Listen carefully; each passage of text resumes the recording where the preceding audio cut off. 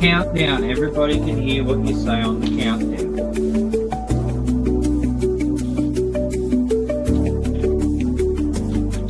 Stow it.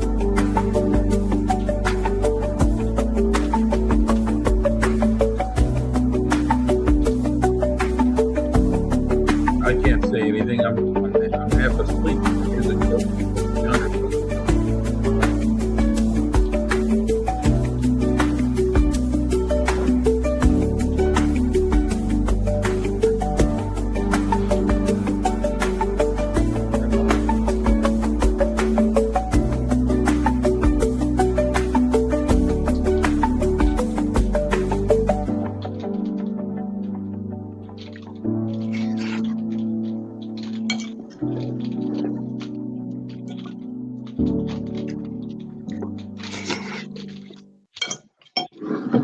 Good evening, ladies and gentlemen of the jury. Welcome, huzzah. Huzzah! We've got Athel's in chat. We've got DOV's in because, David of the Valleys is a very long word, so we don't want to confuse ourselves. So Dov's in. Jimmy, James, Bilge, Dom's in. Paul's in. Jeffro's in.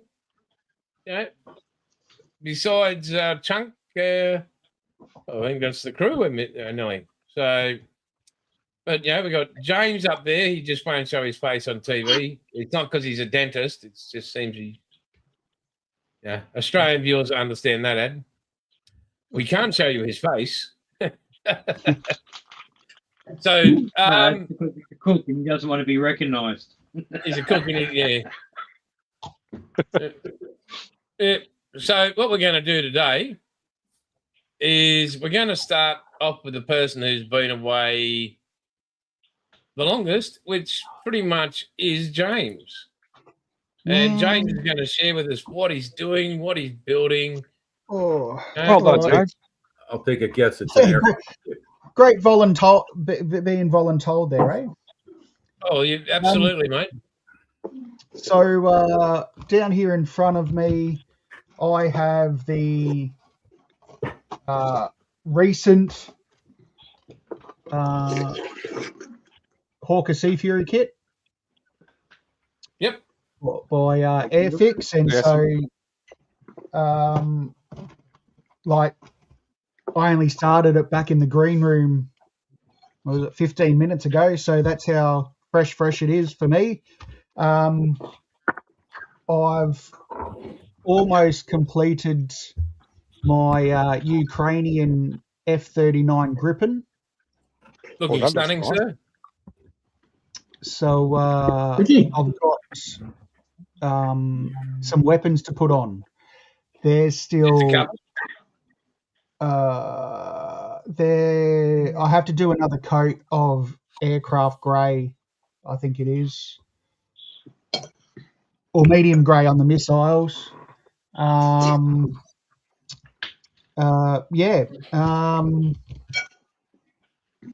else? I recently got a new tool. I got the Display sanding tool.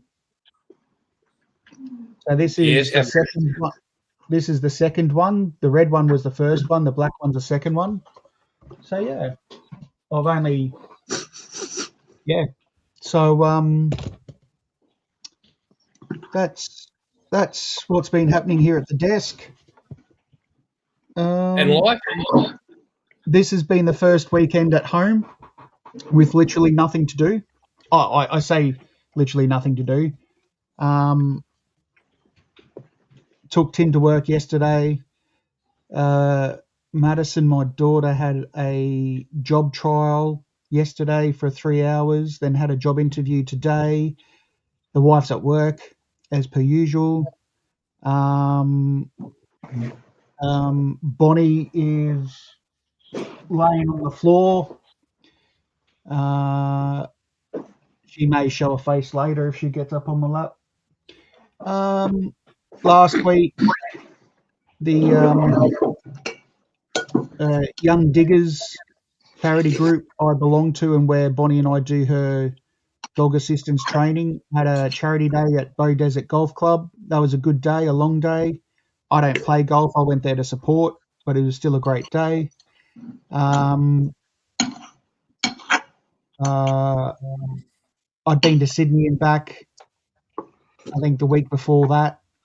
And I'm off to Cairns this Thursday morning for more BMX. So, yeah. Oh, very good, mate. Well, we've got a heap in chat, and we've got 12 sitting in the background there so far. Jeffro has magically disappeared. Paul disappeared, then reappeared. We're going with our man somewhere in New South Wales, Bilge. Location kept discreet from the entire world. It's the Batcave of Australia. Yeah, no, I've had a bit of a crap week. Well, as most of you probably already know, my Wi-Fi decided to go poopy in its trousers last week. Because you had power off or something, didn't it? Hey? Didn't you have the power out or something to the house? Actually, my booster unit just went, you know what? Up you, I'm not going to send the signal anymore. You need better hamsters. 2 or 3 days ago, it decided to go, oh, okay, I'll work again. So we got that sorted. But besides that, Thursday last week, typical Ford, it went poopy in its trousers. And the mechanics had it since then. And he thinks it might be the ignition. Yes, hello, Nay. He thinks it might be the ignition module. He's got a replacement because Monday's a public holiday. Can't do anything until Tuesday. So, yeah, that's that. But on a more sadder note, I actually found out a couple of weeks ago that my old cadet unit Elkie, shut up. My old cadet unit that I used to be a part of, TS Lismore, Ballina Shire Council actually refused to renew their lease for the property, and they were more or less given to the end of, I think it was last month, to vacate the premises, and they've actually had to relocate to the 41st Battalion in Lismore.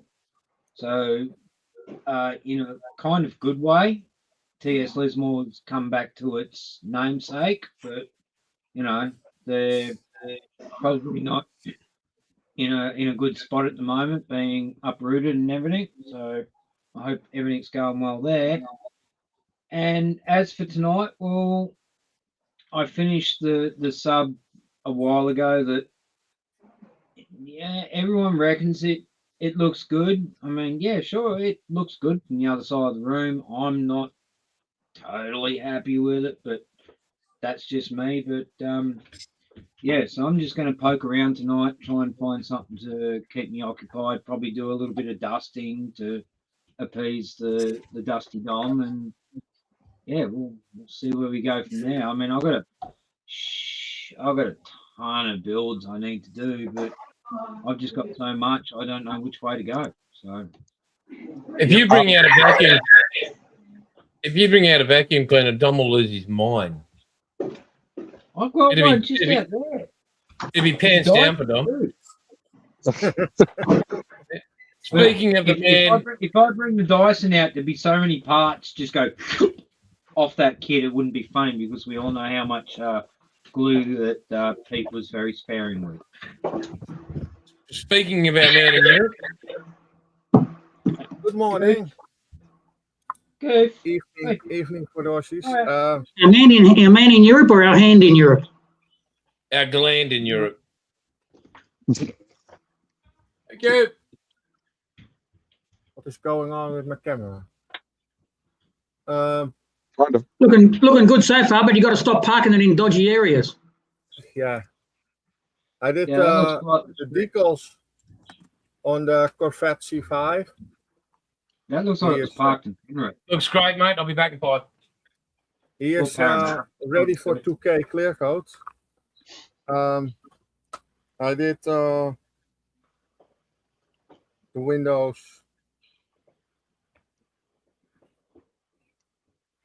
And You it did goes that from with the oh, there he is. second one, you don't? Yeah, this is the windows, and I did the black lines with on the inside of the window with the The Sharpie. Sharpie. Maybe you have that in Australia too. I think so. Only by the bagful. And I did the whole body. Everything is together.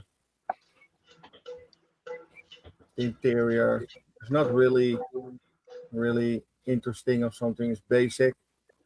White roll cage, red chair. I did it. I read. It was not in the instructions read. Well, whatever. It's my car. And the engine. Normally you have all the carbon fiber on it, but what you do, you set this thing on and you see nothing. I don't care.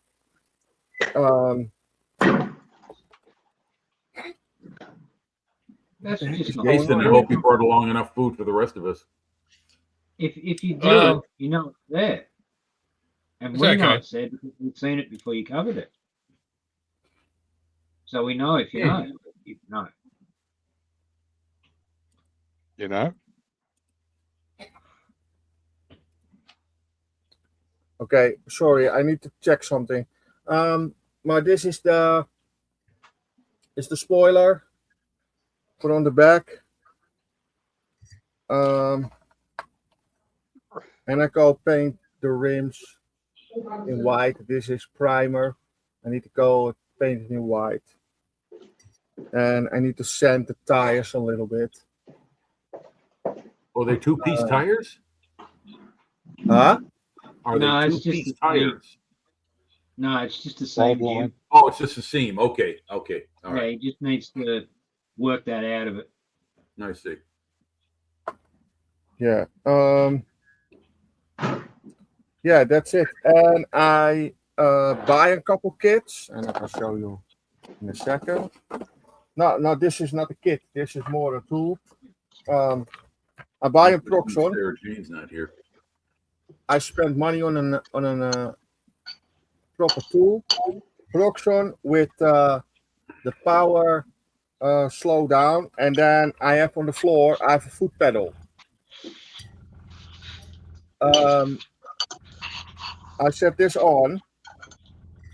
This one is so slow. Then I touch with my foot. So you can be a dentist as well. Oh no, the power plug is not in the wall. Oh, he is not in the wall. It's safe. Okay. Come on.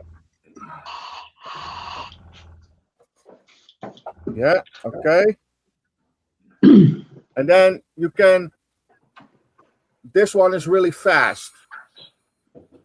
And to this one, really, really fast. You make them slower with this, and you make them slower with this. And then you can polishing really, really slow. Oh, nice. Okay, so that unit is a speed control unit. That thing on the table. Yeah, and I with this one, is it not slow enough? But this one make them slower, and the foot pedal make them slower too. Okay. All right. Well, that's And good. the foot pedal is for more control over it. And I have an yellow tube. Yellow tube. I say yellow tube. I don't know how you say that. But that is this thing. I can set here the drill in, and I connect this one on here. It's good. And then I have more control over it, and it looks like a pencil. That makes it easier. Yeah. Give you a lot more control. Yeah. But yeah, that is a little investment. And I have a couple new kits. I don't know. I showed you this last week. I was not here, I think. No. No, you Um, won't. I buy a McLaren. All right. Really cheap. Yeah, Uh, I buy an Kübelwagen. Oh, okay. Yeah, that's the one that Panzer's working on. Panzercat. I think that's the one. Yes. And I buy another Kübelwagen. Oh, yeah. Okay. Nice. And I have the other one. This is the winter with the roof. And I have the other one for a long time. I have that thing in my stash. Where is it here? This one. Yep. There you go. The North African version. Yep. Yeah, dus I have all three different ones. Very good. Very good. Yeah. And I think, I'm not sure, but this one is on my YouTube channel.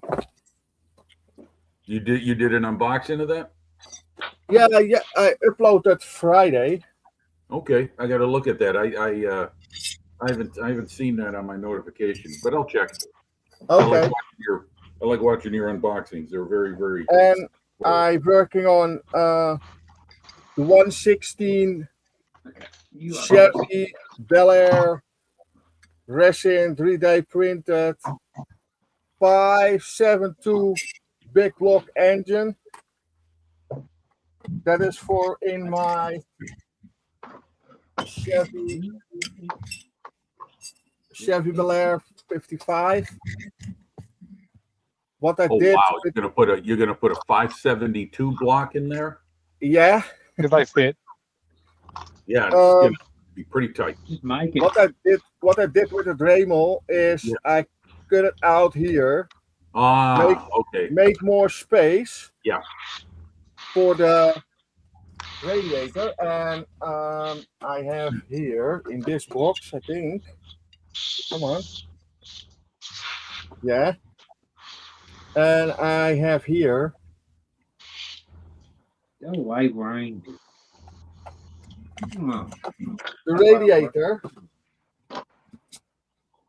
And what I did, I set them more forwards. That was the tip from Paul. I hope I did it not wrong.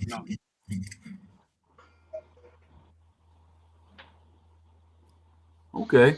Well, you won't find out. You won't really know until you put the engine in. You know, you can maybe build a block up to a certain point and test fit it to see how the clearance all around is going to work. No, I think it is okay. I'm not 100% sure, but I think it is okay. What I did was the glue will not stick, and I'm not really enough patience for it. What I did a plate there, and I did a little, we say that, T, no, not a T. Oh, you created that with the sheet plastic. You created that like a Yes. brace. Yeah. Okay. Does it make it stronger? And I hope it is all right. Yeah, and I was really scared to destroy my paint. But I'm really proud on the color of this and the polishing what I did. Yeah, this is a little bit dusty. We'll I need forgive to you. clean it. Yeah, this is a work in progress, and the engine going in this car. And I hope to paint the engine today. My first plan was today to do the Bismarck, but that thing is so difficult, and I have a little bit. I'm not really well in the moment. What's wrong with you, mate? Yeah, that's what I'm doing on the moment. Is we go to do something today. Well, that's bloody awesome, mate. Well done. Thanks. Well, we're going to go now to young Jeffro, who's Oh, playing shit. with- You took me by surprise as usual. That's my job. Well, we've had a fun week. I kind of hinted at this on Tuesday night, but my better half got a back injury last Friday. Now, just through wear and tear, just sort of through her work, and just sort of sat awkwardly and everything. And so she was pretty much completely down and incapacitated until Monday. We spent the day in casualty. She spent a day overnight. She spent a night in the emergency ward, and she crushed a disc which pinched on a nerve. So she's been in absolute unending pain with that. She's been bent over, having lots of trouble walking. So she was in there overnight, and they gave her nothing with hospitals goes smoothly. So they gave her endone and some other things, and Nurofen and some other things, and they were sort of working all right, but it took about 2 days for the side effects to start to come out, and she started to have just about every side effects as possible to have with endone. So and so I pretty much had to do just about sort of everything for her, really. She's just in so much pain. She tried physio on Thursday, and it sort of went all right. So that's going to be a weekly sort of a thing. And she's sort of up now. She's got an old person walker where she's walking around the driveway, just sort of walking like she's bent over like an old person, because she just can't stand up. It's impossible to stand up, because every time you do it, crushes the disc, and so it's all complicated. And so just looking after her and everything has sort of kept us busy, because and due to the side effects, we had to knock those painkillers off. Then we had to go and get something else. So she's on Valium at the moment, and Nurofen. And the trouble with Nurofen, you can only take it for a short time. Otherwise, it's really bad for you. And the Valium's pretty much taken out all the batteries, so she's moving on one cylinder at the moment. So so that's kind of been a bit of a worry most of the week. So we're really, really hoping that that's going to get better. I don't know. Really hoping it's not going to be one of those long-term things. But either way, she's got to knock off all of her house cleaning work that she does. So she's got to try and get more counselling work, online counselling work that she does as a sideline. So she's going to try and do more of that. And, but that's sort of been kind of huge. Apart from that, when I've been able to do anything, I started doing the rigging on my Tiger Moth this week, which, look, it's the first time I've ever done rigging on a Tiger Moth before. Never done rigging of anything before, pretty much. So that's been fun. How's it going? I pretty much wasted 4 hours of my life today. I'm learning something about myself, and I'm learning stuff about EasyLine. So what I did, I'd done a few. I'm just doing the ones at the back first. And that way, I'll do the ones at the back before I need to put the wings on, and then really go crazy with the main rigging part. And that's all right. It's going all right. I mean, I've gone over all the walk-arounds on YouTube about what needs to go where on Tiger Moths and everything, and that's sort of been a big help. So I'm kind of doing that, and I'm kind of just making use of all the steel rods that I've got and all the tube that I've got, but I'm not real happy with the tube because the tube's a bit thin. I'm kind of trying to. I've got some turnbuckles. I've got some 3D printed turnbuckles that I'm going to use on the wings and stuff, but it's just on the back on. One thing I did, Jeffro, if I may, I'm sorry. Watch out for those 3D turnbuckles. They are extremely fragile. Yeah, well, I got some metal ones, some white metal ones, which are 132, and everybody says that 1/48 ones are more true to scale, but yeah, they do say that they're really fragile, so I'll see how I go. One thing I did learn about Easy Line though, and that's when you do these things, like you drill out some holes, you drill out the holes and you put your Easy Line through, and that's just sitting there ready to be rigged when you get to the end, when you get to this stage, which is a wonderful idea. I thought that's brilliant, awesome idea. But the trouble with all the construction bullshit going on and with all the painting bullshit going on and everything, and just wear and tear, and it just gets frayed and it just gets crushed and everything, and it just gets more and more frail. And one thing I did learn about myself, and that's that I know that from now on, whenever I do put Easy Line on anything, I'm going to put a lot more than you'd think. Even when it says to put it that long, when you really only need that long, make it that long, because if you're doing this here and you'll put it around there and you've got to put it up and then you've got to put it back through a turnbuckle here, and then you lose grip with your fucking tweezers and it ding, and then your little bits that you put onto it and everything just go, and then you just got to do it again. I think, I wasted at least 4 hours today just doing that. Thank Christ I'm so patient.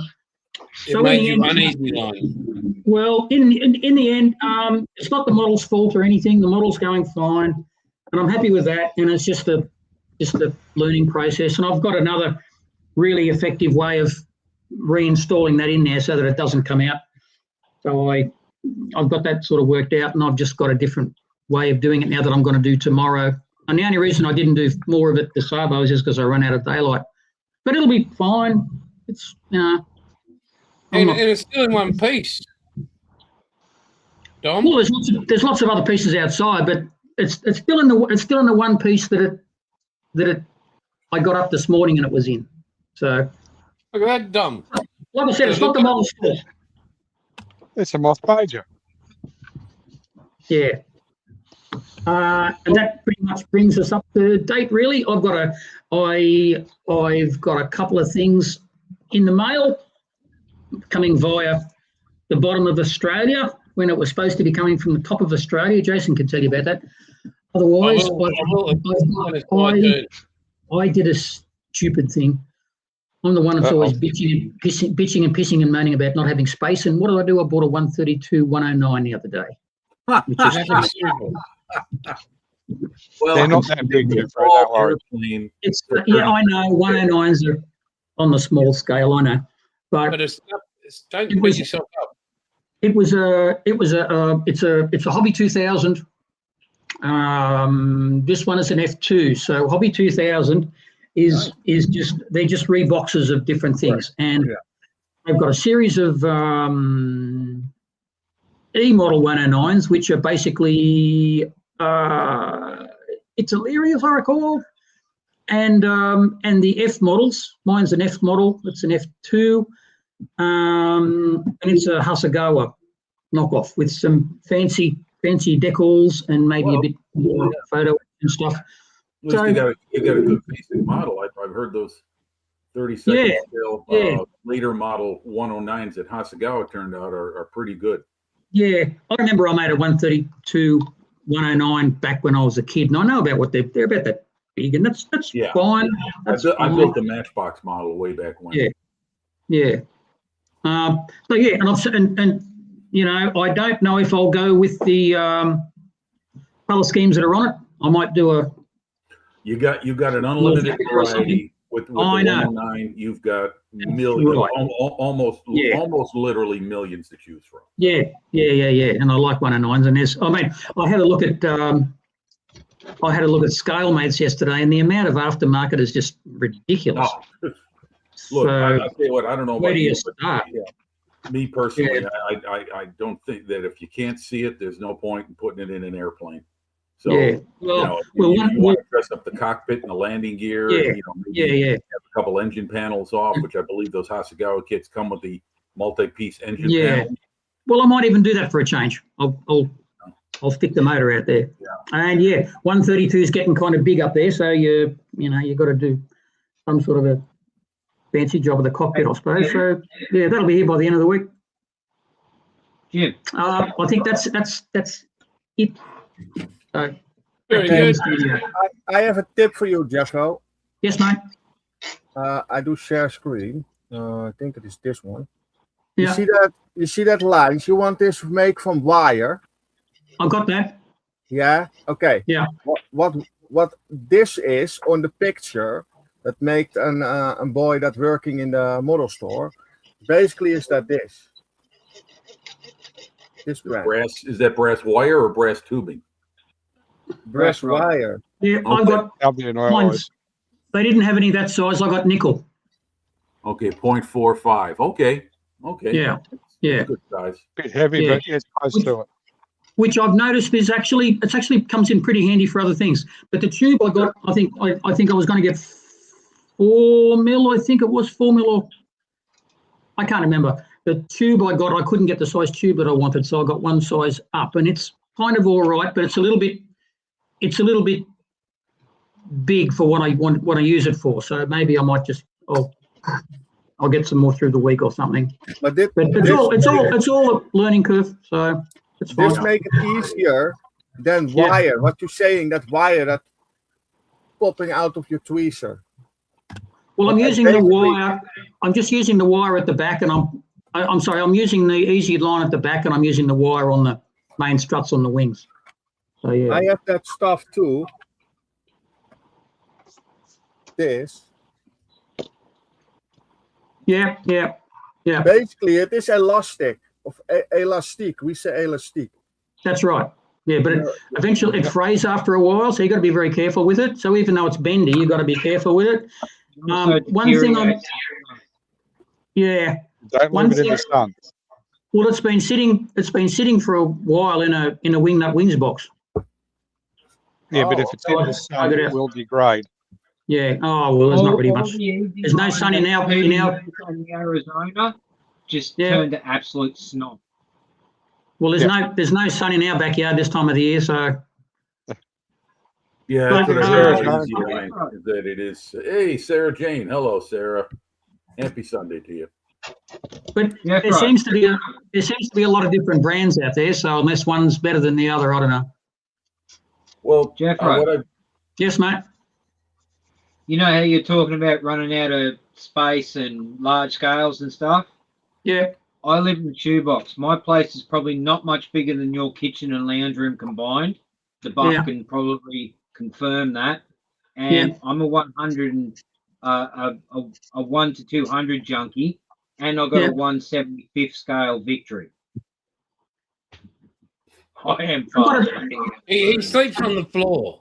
Well, I did get a new display cabinet a couple of weeks ago. That gave me that's got a few things out of the dust, so that's good. But I'm kind of churning them out on models.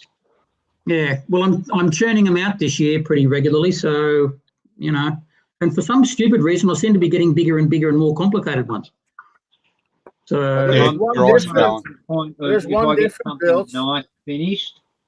Thinking about actually donating them to like the RSL or like I've got in Lismore, we've got Army cadets, we've got the Air Force cadets, and now we've also got the Naval cadets. Yeah, that's a good idea. Branches that I could literally give models to and say, look, this is what your forefathers had. Yeah, that's a good idea. I'm almost to the point of that. Yeah.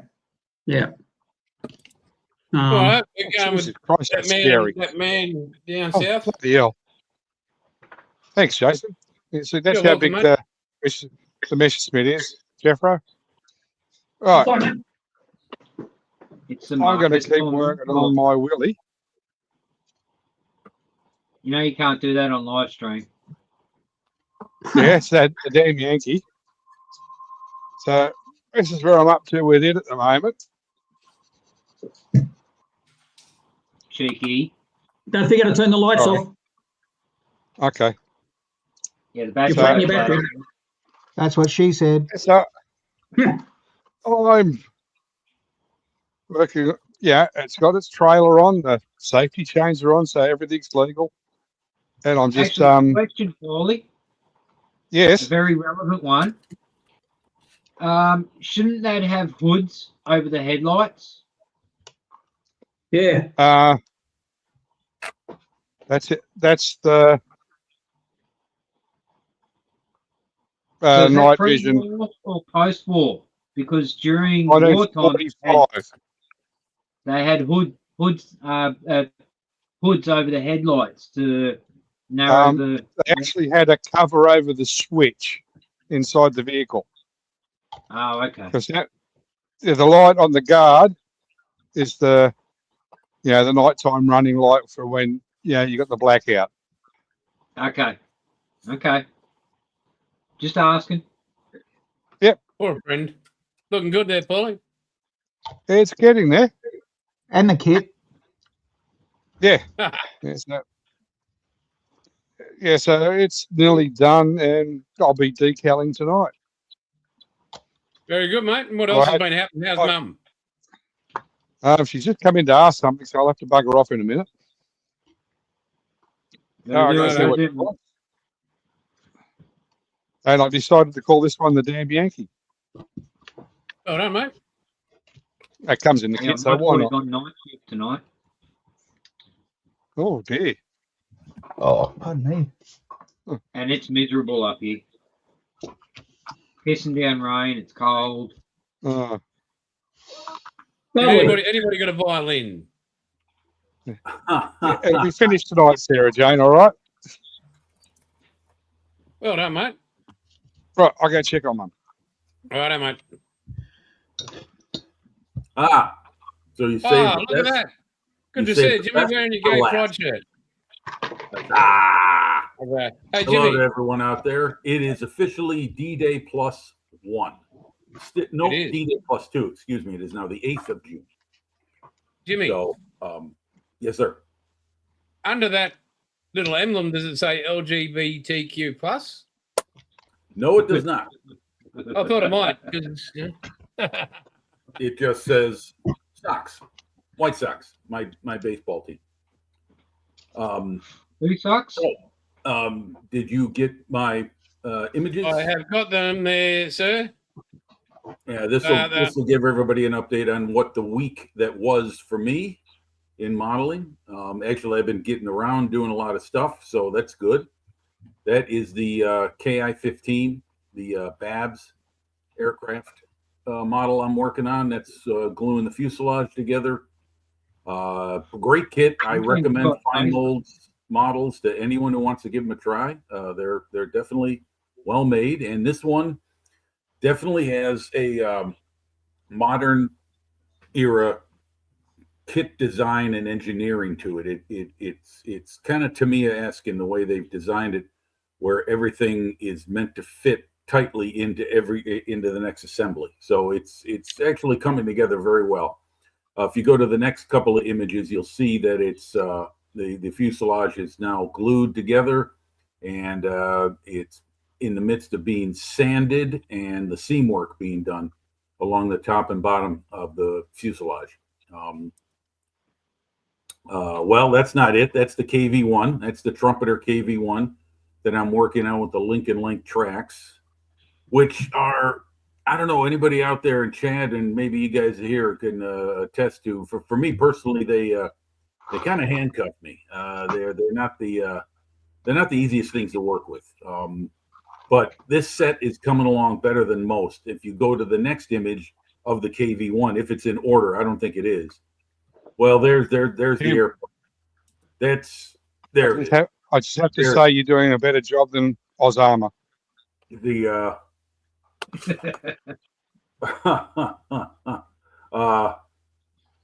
Well, look what they're working with, Paul. I mean, my God, what was left of that thing when you remember when they first brought it in? Jeez. Which piece? Yeah, right, exactly. And I'll tell you what. So you want to work on real tanks in real life, huh? Man, nothing on that vehicle is light. I mean, nothing. So anyway, getting back to this, that's rigged up. That's exactly. I'm sitting at the table where that vehicle is right now, and that is pretty much where it is. It's nothing is cemented in place permanently yet, because I'm not sure if I want to keep the tracks off and do more weathering in the running gear, or assemble them, put them on, and then go back to weathering afterwards. Yeah, well, no, I'll tell you what, Sarah Jane, Kurt's learning. it's kind of fun to see him learn. It kind of reminds me of myself when I used to work with my dad when he would bring me to his job sites when he was a carpenter, and he would show me how to do certain things. And all the other guys, all the old timers he worked with, have a good laugh watching this young kid try to do what they can do in their sleep. Anyway, that's what it looks like right now. For me personally, if I could afford Frill model tracks, I priced them for a KV1 $63 American. Fuck, I'm not spending that money on something that I spent $15. The kit is $15. I paid for it at swap meet, mint condition. Anyway, that's showing the seam work. I use black Flexi VMS super glue for gap filling on aircraft models, and what I do is I get the fuselage cleaned up. Oh, Chunk's in there. Is Chunk in there? I thought I saw Chunk. He's on a long weekend. Yeah, there he is. Okay, all right. Hey, Chunk. We've got a public holiday. Hey, yeah. Thank you, Sarah Jane. Yeah. But yeah, what I do is I build the fuselage, put it together, clean it up, make sure everything's good, rescribe all the detail, and then move on to the wings. So if you and I think that's about it, right? I think we're done as far as the images. Yeah, I don't think there's much beyond that. So yeah, I mean, if you look at the seam from the cockpit going forward to the engine compartment, that's black super glue in there as a gap filler, and it really works well. Some people use talcum powder with it as a mixture to make it, I guess, to stiffen it, strengthen it, but I found that the black glue on its own works. And we can use super glue and baking soda. I got this tip from Jen Wright, Genesis Models. I glue the fuselage together with super glue instead of liquid glue. It keeps what's called ghost seams down to a minimum. So that is neat. Glue doesn't shrink. Yeah. Yeah. Right. Exactly. Or you could glue things together the way Pete used to. Which is how? Not using glue at all. no. What did he do? Yeah, I'm missing the joke here. Touching parts on this Arizona and they're falling off with a brush. Yeah. Peter used to glue things together like he was paying for the glue. Oh, okay. I see. Okay. Yeah, well, that's one thing I don't do is I don't spare the glue. And sometimes it works, and other times most of these parts in here, I've literally touched and they've fallen off. Okay. Well, they're not the courier ones. Yeah. Oh, that's a combination of the courier ones as well, Paulie. Besides the model work, dog is improving. It'll be 5 weeks come next Tuesday that he's post-surgery. Things are going well. He's not running yet, but he's walking better, getting up and down stairs better. So things are looking up for the Poochie. And for me personally, I've been getting in my bike rides. A week from today, I'm probably not going to be here. I might be for the first hour of the show, but I've got an organized bike ride that I got to get ready for because I'm going to be there at 6 a.m. my time next Sunday. So is this the one you're going to wind up in hospital in afterwards? We'll see. I'm telling you right now, Paul, my back is in pretty rough shape right now after I've been riding most of this past week. Like the last 10 days, I've rode 8 out of those 10 days. Just trying to get myself back into bike shape. And I'm soft as a mark. This past winter was one of recovery from the knee replacement surgery. And everything's coming back. But boy, oh boy, do I feel it. Especially when I'm out there. Yesterday I rode 21 miles, but the heat and humidity were brutal. It had to be about 35 out there with 90% plus humidity. It was tough. One thing to say to you, Jim. Yes, Paul. One thing to say to you, Jim. Pay for your license and drive your car. No. Internal combustion engine. Nope. Jason, do you say that to your dad? Yep, absolutely. I tell you what, I'd have a father to son talk and say, "Mate, let me ride my bike." Yeah, I'll tell you about that in a second. One more thing. I'm sorry. One more thing. I just want to say, Jeffro, I total sympathy for your wife and what she's going through. When you were describing the back pain symptoms, that brought back some very ugly memories of 9 years ago at this time. I'd blown out a disc in my back, and it was so painful that it's similar. The symptoms you described are what I was going through for a long time. Hopefully your wife won't have to go through months of it like I did. What happened with my disc, when it blew up, it literally blew up like a hand grenade. The fragment went up into the spinal canal, and that's very, very sensitive. So I'm walking around like your wife, bent over, can't straighten, can barely get around. I went back to work later that week because I heard it on a weekend. I took about 3 days off and tried to let it straighten out, rest it. But man, when I went back, holy cow, I could barely move. So I only hope that, this stuff only goes away with time. There's nothing else that's going to help. Well, this is only on the left. This is starts at the left hip and goes down to the knee. Oh, that's sciatic. And well, no, they didn't. No, but they didn't mention sciatic. They said it's a. No, they won't. It's a flattened disc, which is it's kind of compressed. It's sort of squashed and it's gone outwards. And so when she gets at a certain angle, the bones either side. Right. It's vertebrae touching vertebrae. into the void.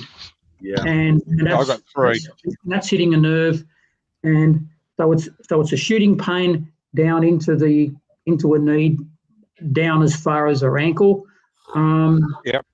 And it's a constant ache 24/7. But Yep. interspersed by no sleep, agonizing pain. I know that pain, because I have it's worse than torture. L3, bulge L4, herniated disc L5, S1, and my herniation, it's not out, it's actually in.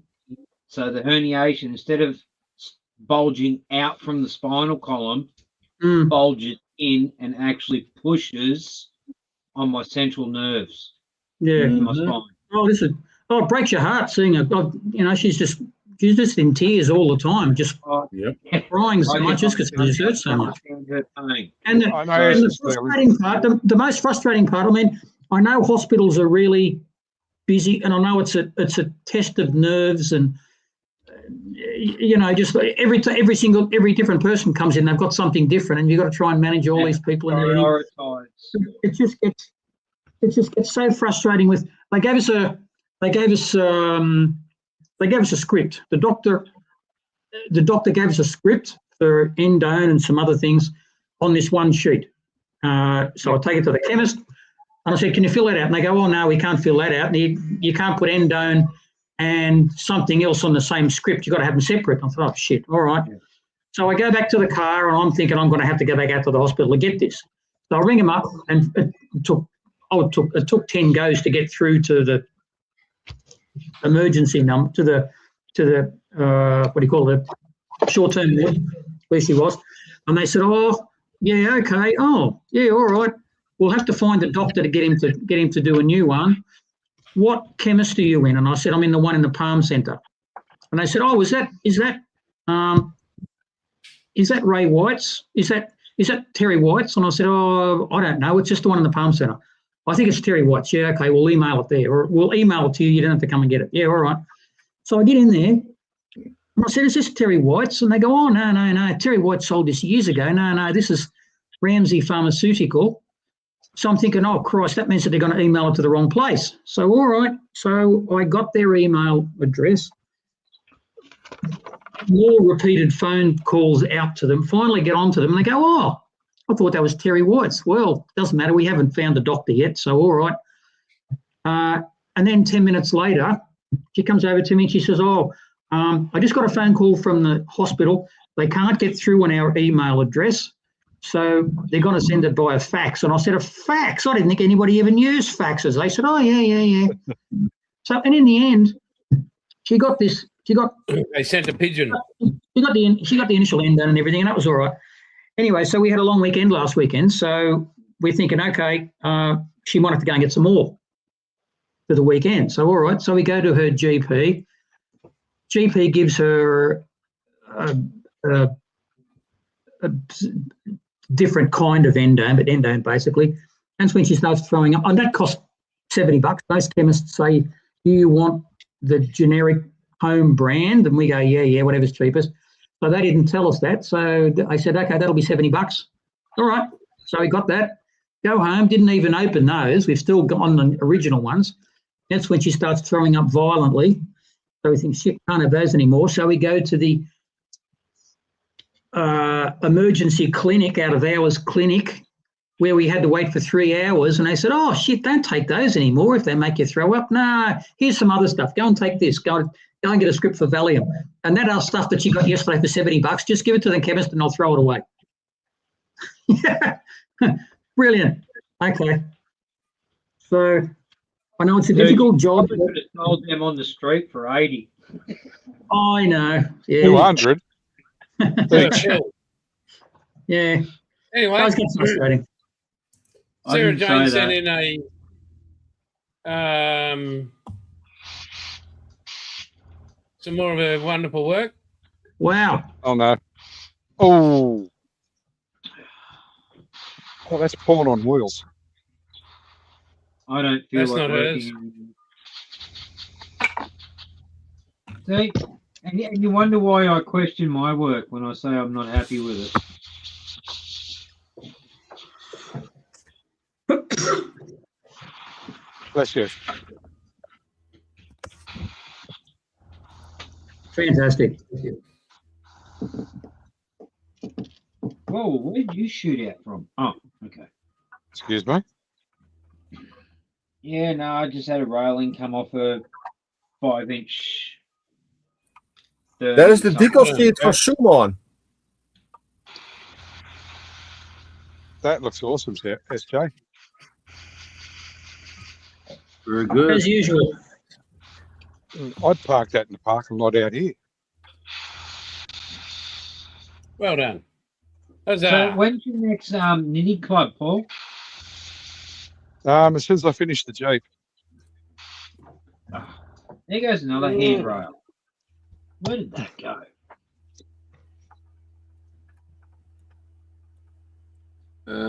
This one. Oh, there it is. All right, a little bit more done. Now we get to you. All right. So how is that going, sir? I think it's what's the frozen. format? Oh, there All he right, is. so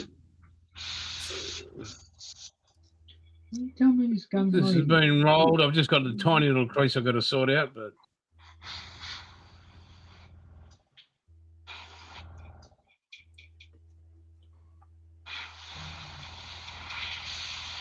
So as good as it's gonna get. So take what I can get and call it a day. there we go. So that again, none of this is glued. That looks like something you could fry chips with. There's a fair bit of brass on it, so just rotating it along this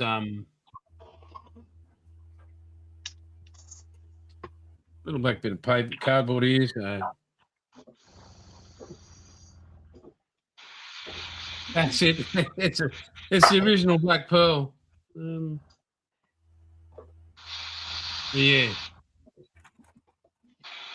A bit more work's been done on that.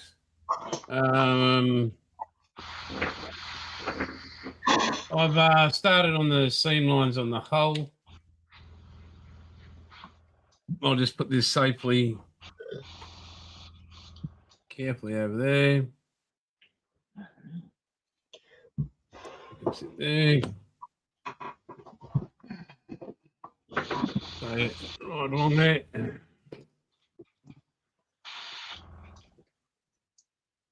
Down through there, shaping that. That was pretty close to being done. Sanded down. So very happy with that. I'll be, during the next hour or whatever, I will be using ton of fish. 0.4 of a mil, I think it is. 0.4 of a mil to put into. Hang on, don't you? Right.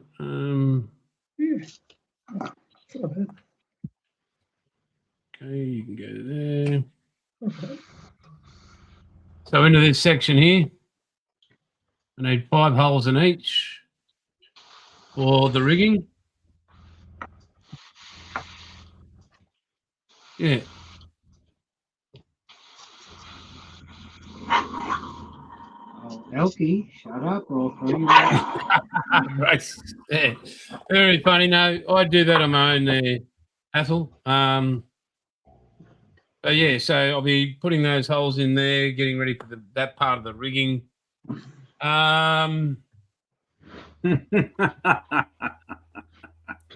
Yes, yeah, I do, mate. Yeah, it's pretty cool. Yeah. But yeah, I mean, so yeah, quite happy with the progress on that. As we were talking off camera, I informed the commission, the client, you know, some of the reasons it does. Every bit of photo etch on this is let cure. It's not then mucked around with and moved out of place. It's solid by the time I'm moving on to the next piece. So, you know, it's cured. It is unlike a Pete Arizona or a Pete Yamato. There is glue involved in this kit. And Pete was amazing at what he did. He's just very speedy and thrifty. Let's say thrifty. So yeah, my dad and mum arrived the other week. It's great to see them. They got here safe. We did this. They're about 20 odd K away, and the Bruce Highway. Those that are the Aussies on here will know the Bruce Highway isn't where you would ride a push bike. Just not what you just don't ride. And he's got one of those E-Cross push bike things. Yeah. Ooh, And one of those. I said, mate, just give me a call. I'll come out and get you. It'll all be good. And I'll bring you in, and then I'll take you back. And next minute, I'll look. Yeah, he's at the bloody front door with his bloody bike pants on and everything else. But I mean, I had to go. Okay, you're the son. You're not the dad. That's the dad. He makes the rules, and he tells you what to do. So, what's wrong with the Bruce Highway? Has it got lots of hills or curves or no verge or what? It's the Bruce Highway. It's not maintained. I see. And there's things called B doubles, and people die there lots. Fair enough. And it's only between where they are and here. It's only 2 lanes. It's not, 4 lanes Not to each one. No, there's no special bike track on the side of it. So yeah, but anyway, so that's to that. But it's been great having him and Mum turn up. He's up in the top there. He's brought the kits I gave him, and we're going to be getting stuck into that on the side as well. So really looking forward to that. What else? Oh, not much, but I won the monthly medal yesterday in golf, 4 under. I was very happy with that. So, Huzzah. Thank you very much. Yeah, big field. I called Jeffro up yesterday. I said, I think I come 3rd or whatever. And then, I get a call in the afternoon saying, I shot 4 under and I won the monthly medal. So I was quite surprised at that. So, yeah. Hey, you have that medal? You got it handy? Let's see it. No, because I left and you wait. I've got one in the car already from last year, but I'll bring it here next week. And when I got a Stein, and it's an engraved Stein about this big that says monthly medal winner. This is a great publicity campaign you can have for yourself, Jason. This be some good self-promotion. No, mate, I wouldn't promote. I mean, I was just happy I didn't lose a fucking ball. That is something, yeah. Yeah, it's like it. Because, I mean, when I pick up my golf ball before we go and play together, I've already given it how to swim classes and how to survive in the wild, and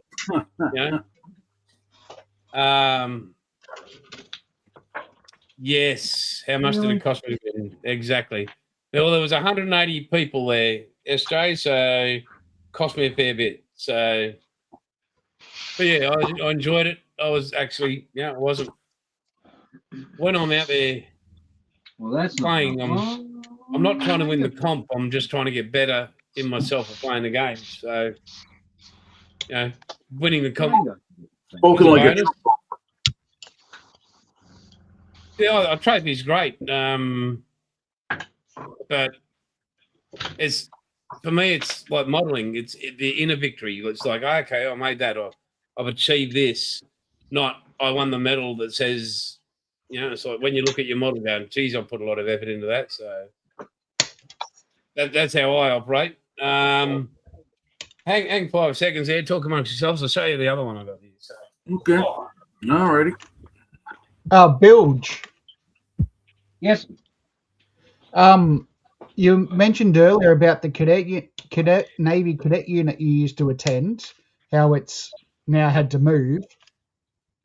The cadet unit I used to attend up here at Caloundra called T.S. Onslow, named after the submarine. They celebrated their 50th year anniversary this year. Oh, okay. Still in their same spot. Oh, true. The weather has tried to take them away many times, but they've managed to stay in the same spot. Actually, Onslow, hang on. I think Brewpeg might have actually visited that cadet unit. Probably. Do you know about the Brewpeg? Not off the top of my head. It was a fishing trawler that was sunk, and a Kiwi couple brought it because it was going to get scrapped. Nice. And they actually rebuilt it and turned it into like a semi-research and like ecological cleanup. Say again, Paulie? David of the Valleys has had to go. Yep, David's on his way over to another show. So see you, David. See you later, David. Jason, that says 2024. I thought you said you won last year. Yeah, I've got one from last year. It's up in one of the cupboards there. So okay. It's very there's only 12 of them. So giving away a year, you've got to comps a year for that. So yeah, I am chuffed, but I'm more happy with how I played myself. So here's a thought from Jeffro.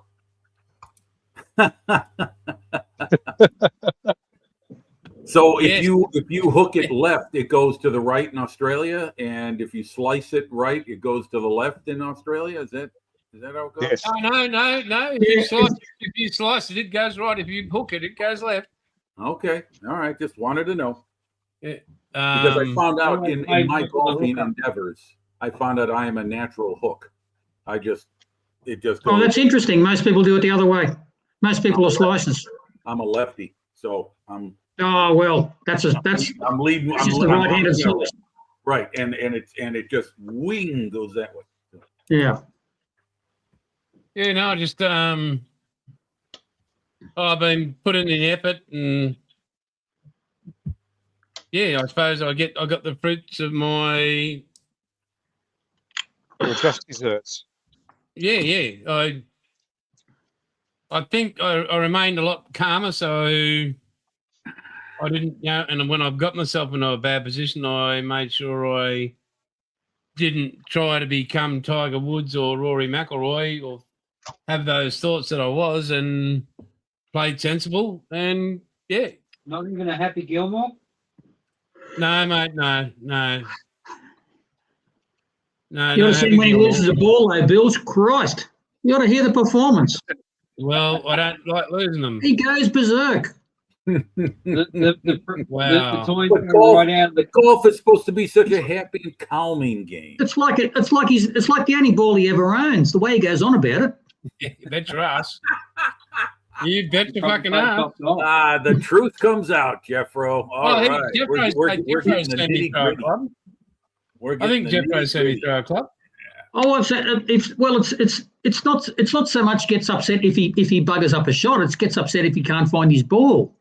My God! So that's how his club got broken. It didn't just break; he broke it.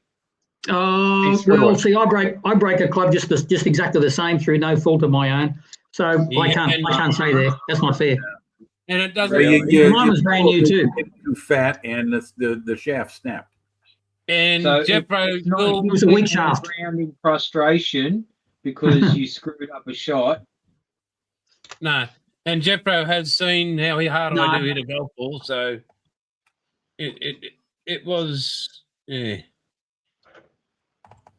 It was on. It was going to happen. So, I think we need video proof of that. Well, you can't get back like a bit of an overreaction. Yeah. Well, I've seen people record on golf courses. Just use your phone or have a GoPro handy, and but how can I go back? Well, I can't go back and show you what happened. People have that much technology on golf courses, Jim. They've got range finders and Christ knows what they're these days. The last thing you want is more technology. Yep. No, I just want to see the moment where you can't find the ball. That's all I want to see. What happened to like the getting out there, looking and going, right, that's so many hundreds of yards. I need this club. I'm going to hit it this way because the wind's doing this, the ground's doing that, the ball's going to do this. It's like a World War II fighter pilot going, right, if I come at the enemy this way, this is what's going to happen. Well, what's always interesting though, it's just like my next door neighbour. Whenever he loses his ball, he'll walk 50 metres further than where the ball actually goes, and he'll think, no, it's got to be around here somewhere. He thinks, no, it must have landed here, 50 metres further on than where everybody else thinks. Yeah. And then if we find it later, we go, oh, really? It must have bounced off a tree and bounced back because it wouldn't have landed there normally. We're not talking about No, this is Chris next door. Oh, right. So your golf courses in Australia, are they links courses like you see up in Scotland and around the UK, or are they like America with the trees and the dog legs and everything else? Well, a links course is just one that's surrounded by water, and there's one just down south of us in the little town south of us, but we've got a lot of water, but not enough to be a links course. But there is one particular nine that's got a hell of a lot of water. Which is to FJ's comment, if she ever wants to have fun one day, why doesn't she just go to a golf course, get a golf buggy, and just go rallying around the track? They've got the perfect place for donuts, Sarah Jane, and they're green. Yep. Hey, and they, you can do it. You can do a 180 in one, can't you, Jason? Yes, you can. Sounds like that was a milestone. That was pretty cool, eh? It was good. I never would have believed it if I didn't see it. And you didn't get kicked off the course. No, we were over a hill. No one could see us. The ground was really dewy. It's pretty good, wasn't it? Oh, that's the best time. Yeah. It was really early in the morning and it was really stupidly hard clay underneath, so it was hard as a rock. So he just it was Jason's brother. He just put his foot on the brake and it just went round and round. I was watching a YouTube channel. I think it was Fab Rats, and one of their sons had got a petrol-powered golf cart. Too loud. Yeah. Well, they decided to turbo it. Yeah, that's probably the one that Trump has. And believe me, this thing was insane. They blew it up, but holy hell, they had some fun first. Yeah. Well, Trump must have souped his up somehow because he's got to get ahead of everyone else. So he's got the fastest golf course out there.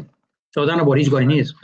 of course, the first person I thought of when they said you're going to turbocharge a golf cart was Jason. Would like that. Yeah. Well, you're getting quicker there. It's pretty good. Yeah, well, Actually done with but all- other than that, yeah, I'm quite happy with what's. Yeah, I was very. Sarah Very Jane happy. said actually got done by the local fuzz for doing handbrake turns on a green one. Smash the flag to bits. Good for I you. hope they threw the book at you. Yeah, bloody vandal. Yeah, Oh, that's hope you had sacrilege. fun, Joe. Hope you had fun Yep. Yep. until you had to pay the fine. Joe says having more fun at golf after retirement, mainly because I've met some great folks. I play with 2 Army helicopter mechanics in Gulfport, Mississippi, both retired Army vets. Very good. All right. There you go. That's Well, good. the fellow, Okay. So what we're talking about military there for a second. Just so you know, I'm going to try and get my old man on. Better Not behave. tonight, but just a heads up. His PTSD is pretty bad these days, and it's not getting any better. So, Well, he's got you for his son. well, yeah, but so when it comes time, if a bit of Q&A, if I can get him on here, please don't bring up military stuff if that's okay. Like what was it like in Vietnam? You know, Right. I 'cause know he's you want to still say it, Jason. He's still going through quite a lot. Fair enough. Yeah. And Understood. Thanks for letting the us know. incredible Australian Department of Defence and the amazing support they don't give our veterans. I think I might have mentioned it. One of his mates that he basically since 2 years old grew up with at Maroubra had his face and skin removed from his skull, and it landed right near Dad. Ooh. But you want me to And take stuff down off my wall behind me? No, mate, no. It's just I think it's conversation and stuff like that. Understood. A few other of his mates and a lot. He has seen more than most that I know. And yeah, so but the get Australian you give him government. a 124 Stuka to build. I don't think he was in World War II. So he's still into that kind of stuff, but it's just Okay. reliving memories like that. I don't think The he recent definitely stuff. was in World War II. Not a nice place. According to my father, Mum is not a nice place. So when I gave him the Huey, which what he was all about, I Oh. hadn't thought about it, but then I asked him. I said, "Is that okay, Dad?" And he's gone. I said, "You're not going to, trigger or whatever it's called." And he said, "No, mate, it's okay.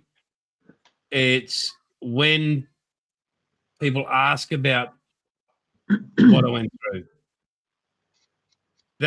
When he's building the Hueys and that, it actually takes him back to Good memories. good memories. The good memories part of it. Yeah, that's the.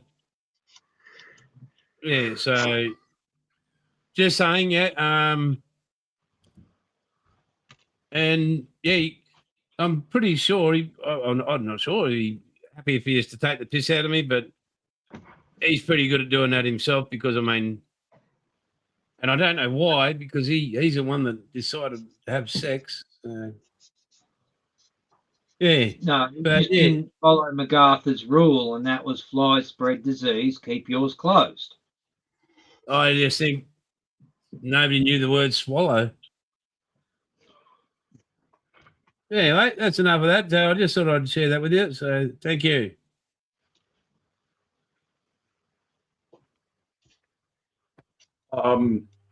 One question. The title of today's show is "Do You Remember?" Any reason for that? Sorry, no. Yeah, do you remember? So do you remember the night I was waiting for the 1970s? Oh, I thought you were going to be, talking about D-Day. No, mate, no. No, because I wasn't there. And I don't think any of us were. Athel might have had a shot at it. What was it like, No, Athel? sorry, I was in Dad's bag. But yeah, so Bill, where did your granddad? Did his unit after Tobruk? Did they come back to Australia? I can't remember his record 100%, but I think they got sent to Papua. Oh, New Guinea. Okay. yeah, so And Do I they remember got- the 1970s? Yes, I do. what was it? What was? I was watching a few docos during the week, and you look Hey, at Zombie. Oh, Zombie's in. Hello, Zombie. How are Evening, you? Zombie. Zombie. I can you tell like you my Florida, favourite. Florida? I can tell you a favourite war story from when I was a kid. Yep, fire away, Jeffrey. I had an uncle Alf and Auntie Flo, who were my dad's uncle and aunt. And every time Dad took me with school holidays, and my dad took me to visit my grandparents in Tamworth in New South Wales, which is, for Jim, this is in the sort of New England region of New South Wales. It's about 3 hours west of the coast, sort of inland, sort of southwest, I suppose. Anyway, so we go and visit, and every time we went to visit my grandparents, we had to visit Uncle Alf and Auntie Flo. And so you go and visit them, and every single time I'd visit them, this would be every maybe a couple of times a year or something, I'd ask him about what he did in the war. And what he did, he went to North Africa, and he went to Greece. And he got evacuated from Greece, and they were on I can't remember if it was on a troop ship or a destroyer. It was on something anyway. So they're out in the ocean, and they left Greece, and they got torpedoed, and the boat sank. And I always knew what he was going to say. Actually, I've got two good stories, Smuckle Elf. This is the first one. Ship got torpedoed, and I knew what he was going to say every time. I'd say, "Okay, so Uncle Elf, so what did you do when the boat sank?" And he said, "Well, Jeffrey, I shit myself."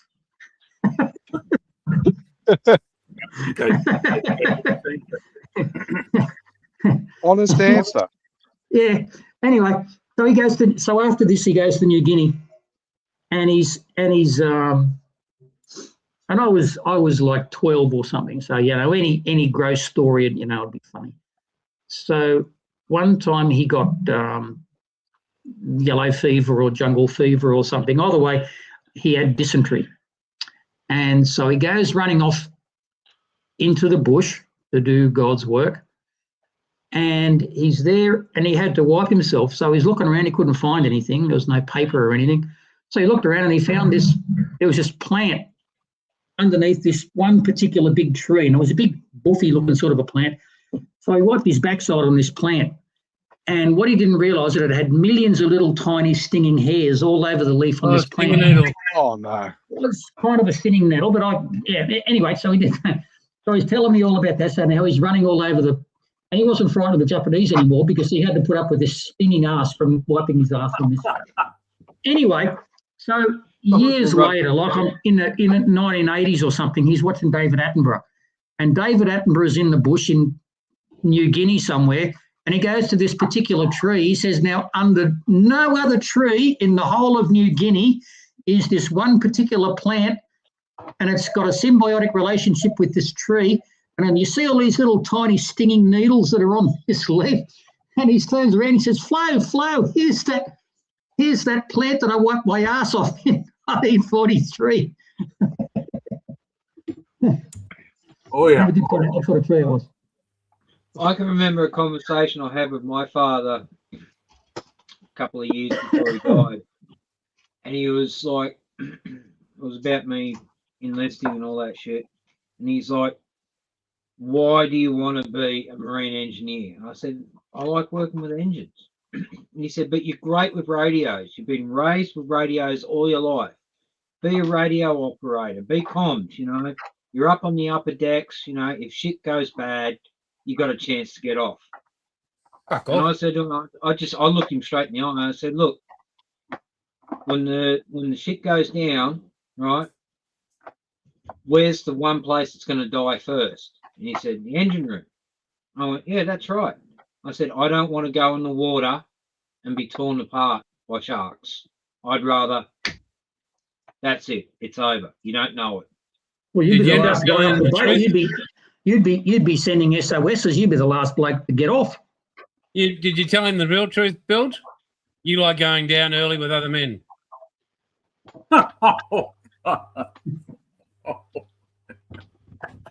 Just because you Lots of bottom jokes tonight, isn't it? Yeah, we got a lot of them going tonight. Anyway, I need to see my navigator. Do you? Go for me while you're there. Oh, a navigator. In navigators, what those things live in swamps until they're turned into suitcases, right? Isn't That's that an what- alligator, not a Alligator. navigator. Jason, were we going to have a question tonight? Because we put it off. Long Well, we story did short, because Dom wasn't around, see? the water was getting Yeah, I low was- under the pier. I'm here. So I, And I can't even remember what the freaking question was because Well, he Dom hadn't come wasn't up with here. one yet. Well, I'd like to put it in the hands of Jim tonight. Oh, pressure's on. Me? Next week's question, next week, Apple. Wait a minute. Next week, I like I said, next week will be a It's very not going to be here. Yeah, episode. but you'll be here for the first hour or half hour. We'll get Yeah, roughly. Yeah. Okay. Apple, No, all right. not- Now, are there hang any on, Jim. parameters on this? Like, Jim, one thing, Apple, do not answer this question now. Do not attempt to answer this question now. Wait till next week, Apple. Next week. Thank You you, know what you've Apple. got to do, don't you? Yeah, please, Apple. Well- Please, Jim, go ahead. okay. Now, what you're saying is that it can be any question, or does it have to be related to a certain World War II, subject, or do we have to keep it to modeling? no, World War II, military, whatever, favorite model. You know,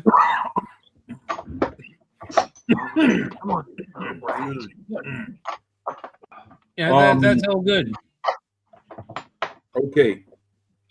Can I? And Do it I- can't be about Lance Armstrong. Do I have to bring it up now? Yeah, give yourself 10 minutes, think about it, and well, I was going to say, right, considering you guys were asking about the 70s and the fact that I was still in Dad's bag back then, I was No. going to say that for me, Bet the water was cold, Sarah. my most Yeah. where was I moment was actually something that's probably very, very close to Jim. Was I actually remember very clearly what I was doing on 9/11.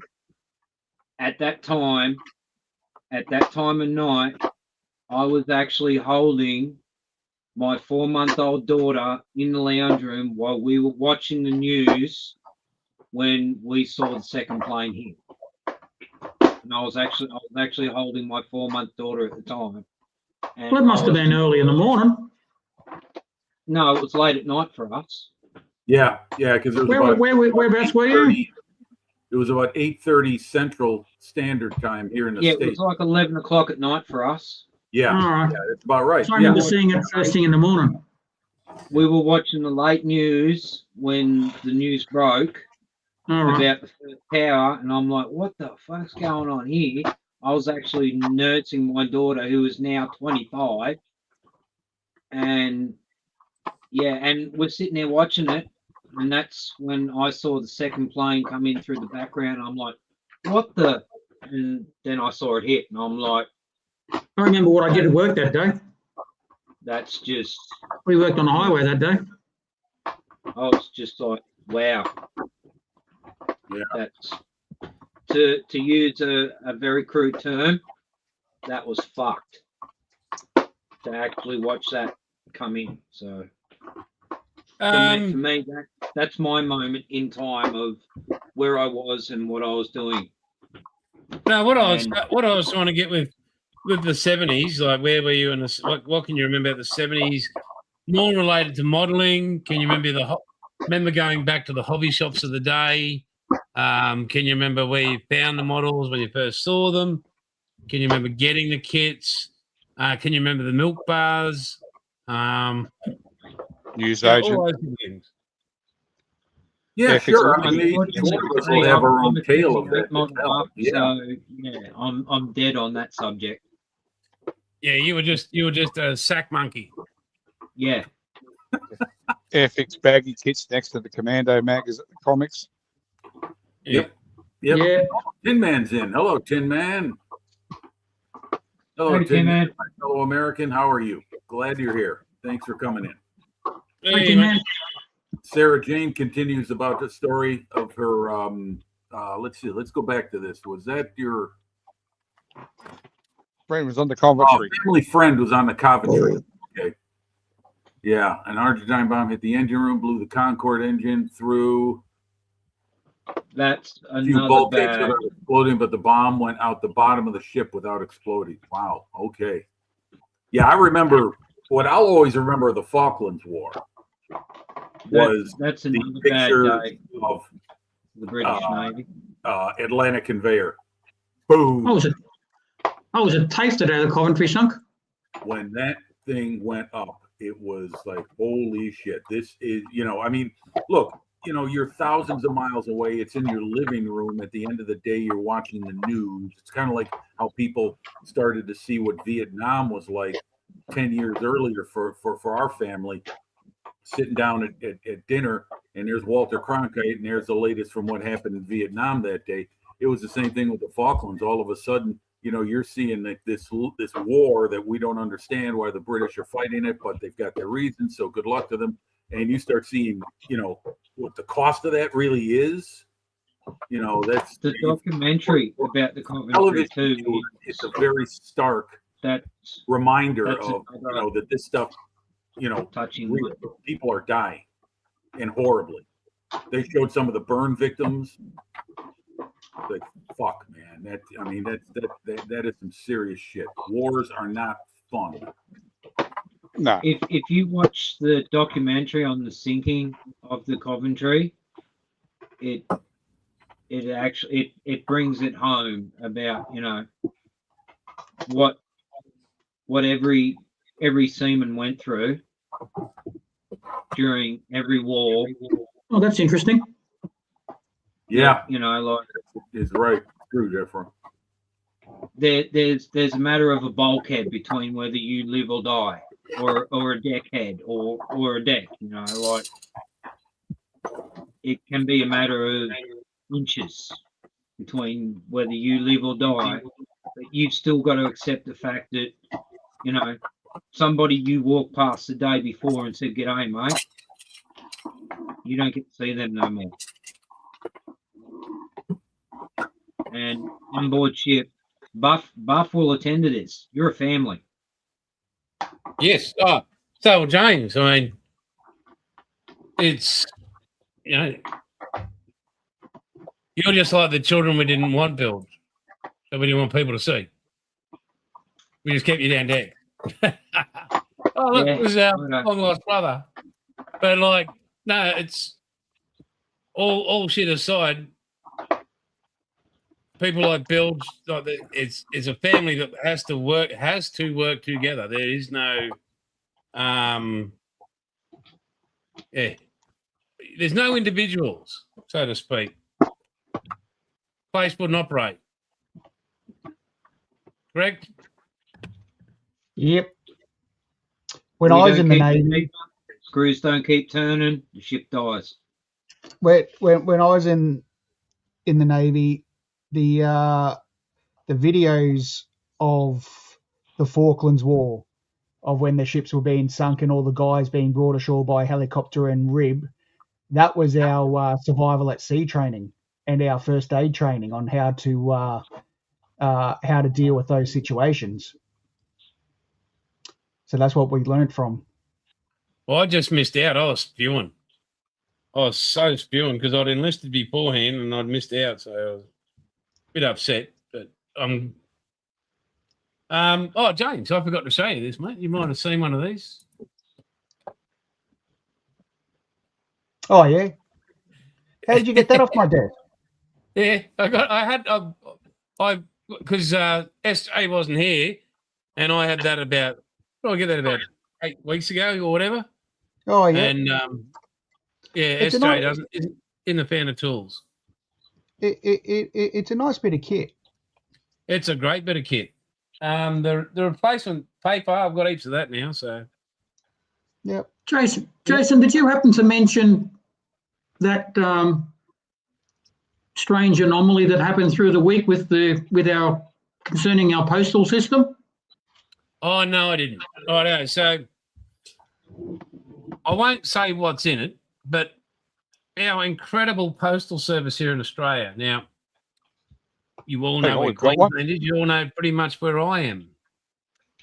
Goku's made an appearance. Yep, we paid extra money to get this express posted to Coffs Harbour, which is between the next capital city, which is Brisbane, and then it's about 3.5 hours, 4 hours drive. Yeah. South of that.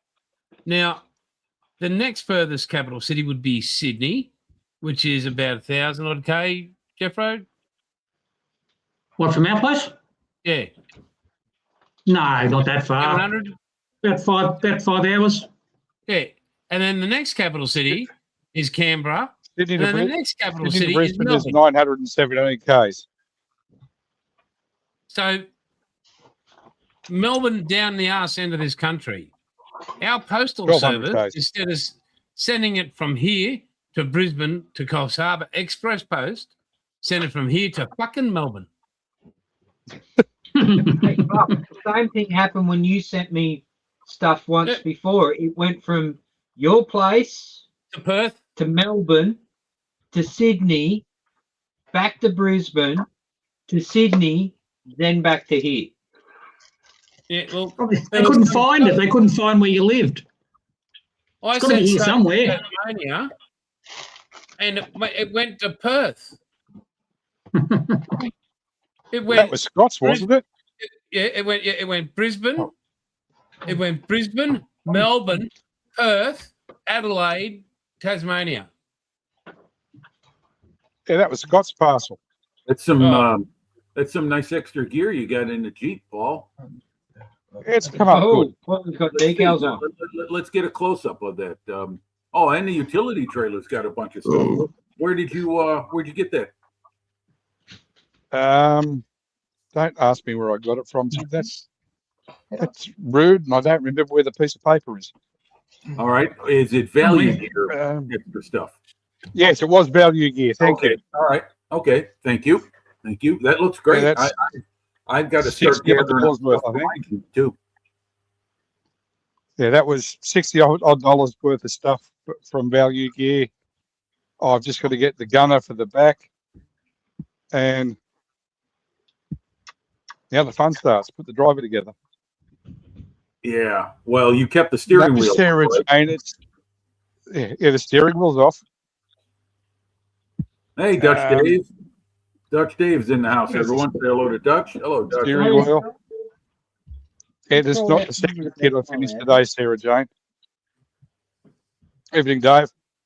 Yeah, Dave. It's not the Okay. Well, what color did you use on these seats of the Jeep? Is that like some kind of canvas color? That let's see. That I use all this stuff.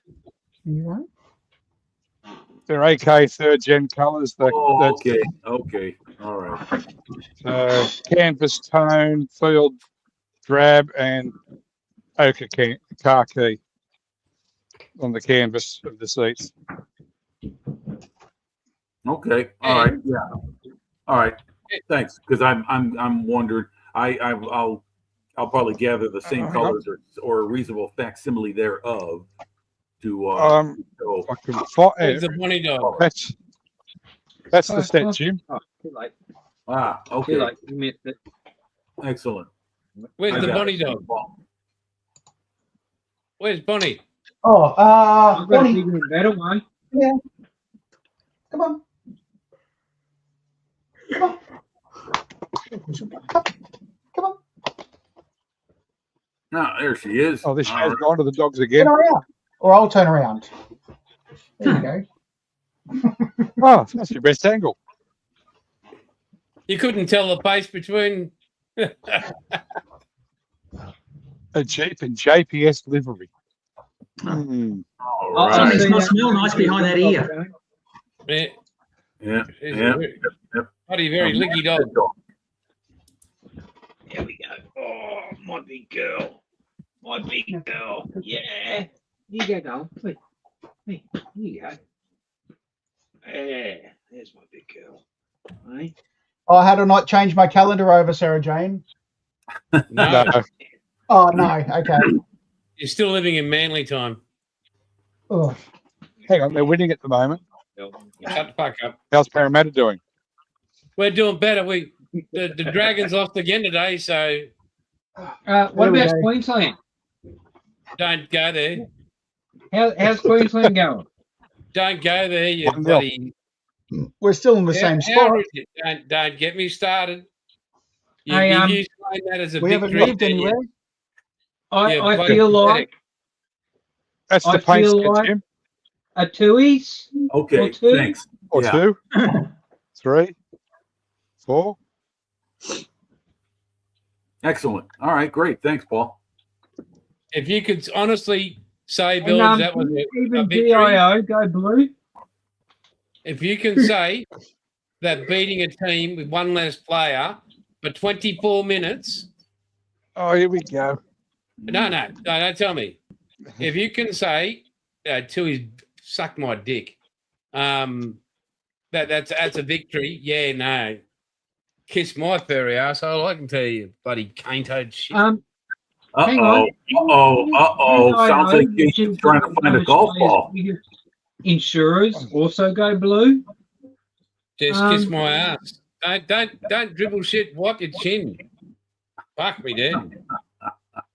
You know, Jason, in the game of ice hockey, they have what's called a power play. When the one team commits a penalty, that player goes off for 2 minutes if the other team doesn't score. So Yeah. that is part of other games too, where you're playing shorthanded for a prescribed amount of time. Was this Yeah, well, shorthanded a result of an injury? No, so what happened? One of our players got sent off for a tackle, which got later proved. Normally, the penalty it's just 10 minutes in the bin, what we call a sin bin. Yeah, the sin Right, bin, like your yeah. power play.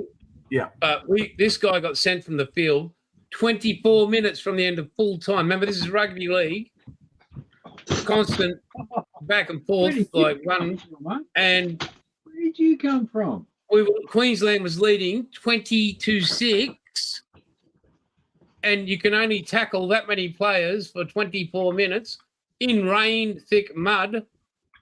And then they go, "Oh, we won." Kiss my furry ring, oh you fucking Well, wonder. wait a minute now. Wait a minute. There's Okay. no wait a minute. So he got. Wait a minute. I'm just trying to get an understanding of this. Hold on. Give me a minute here. Don't shoot the messenger. I'm just asking a question. He's grapes to He sour. heard 24 minutes. Now, was that because of the tackle, or did he make it worse for himself by arguing? No, he just got sent from the fucking field. Okay. Now, do you issue cards like in soccer with the red card, the yellow Yeah, gone. card? Don't come back. Oh no, it was to send him off. Fuck him off. Get rid of him. Okay. So the ref. So they stop play. And he got they- sent No, off. no. and they send him off. Yep. Okay. And that's after No, we've got a video review system. They told the referee on the ground it's only worth 10 minutes. No, this fucking piece of shit referee said, no, you can go. Well, one shot. you can't control. You can't. Well, that's one thing you cannot control in any sport. Is You the couldn't discretion control or lack thereof my of the keyboard action official. I was going on about. It is what it is.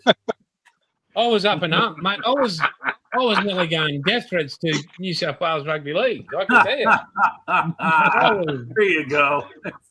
Yep. A little dose of You- humility.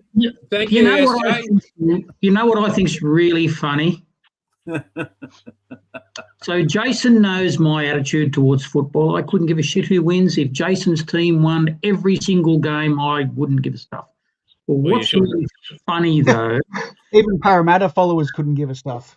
but let's be realistic now. So Queensland wins a reasonably high percentage of the time. And if they don't, okay, great. But No. I kind of think that I was told that they do win a lot of games. But I reckon that even if they win 99.9% of all the games, Queenslanders would still whinge and piss and moan about every single fucking thing that happened that went wrong, every single... Yep, wasn't there? I love it. I love it, man. I love it. They lost one game out of 100. They'd still whinge and piss and moan. It was the the other weather. Queenslander, Jeffro, I tend to Brown was agree. not There are those that do that, team yes. preferred fucking Oh, expectations. change the tampon, Bilge. Seriously. Jason, get ready. Dom's about to do an examination.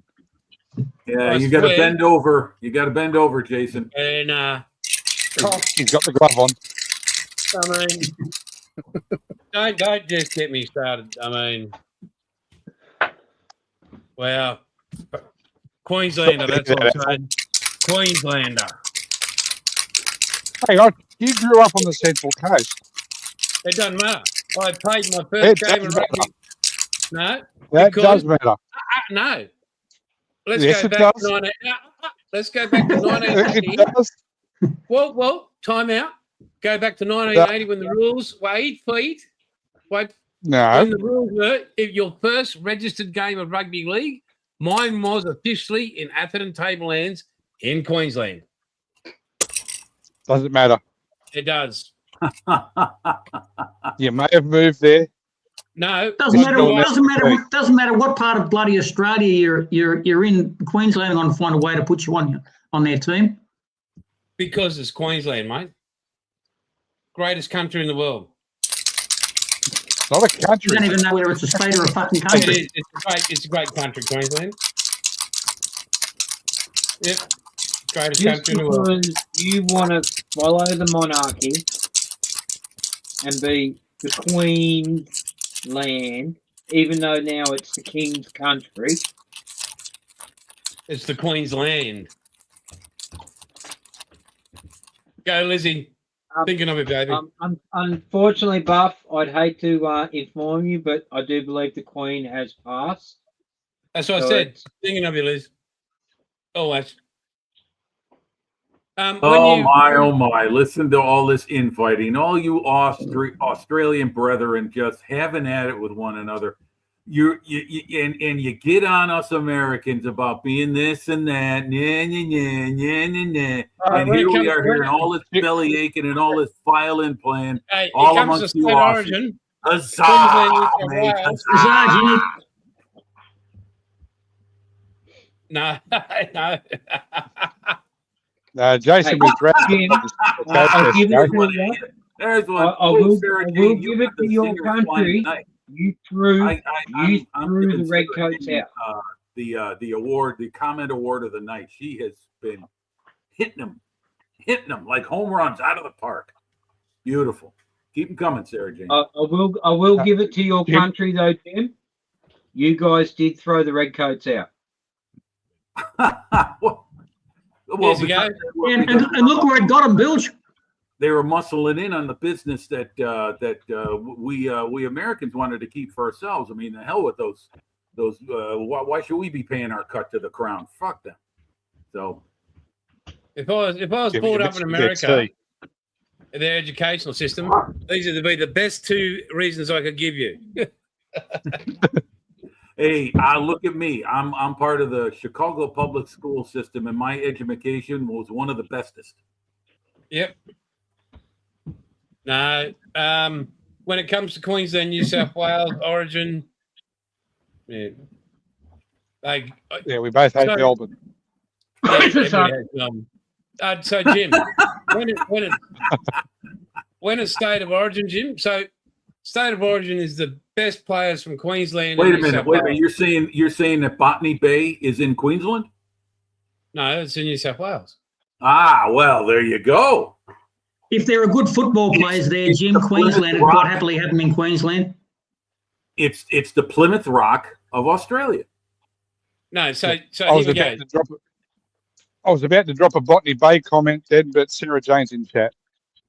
So Jim, so State of Origin Rugby League is basically the National Rugby League teams, but players from best from Queensland, the elite, and the elite from New South Wales.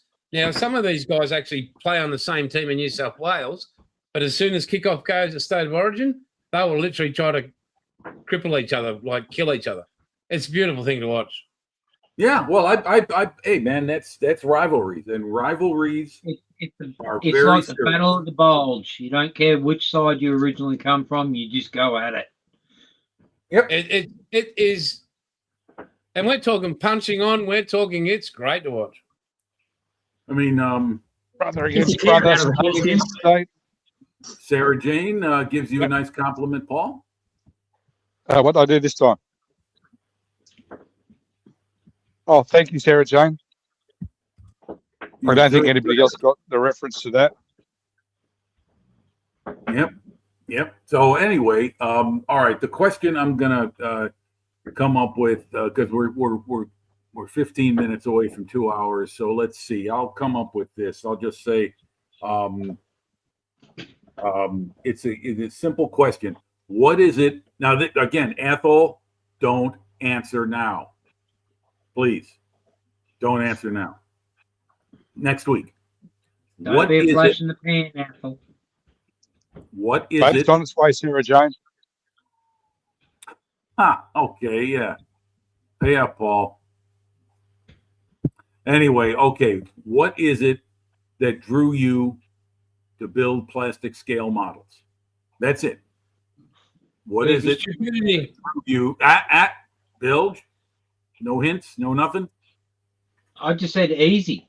That's easy. Oh, fine, fair enough. Okay, no biggie. Then we can expect a very short and honest answer from you next week. Haven't we had that one before? Maybe, but we're doing it again. So, No zombie. I mean, Sit. it was yeah. Can I answer now?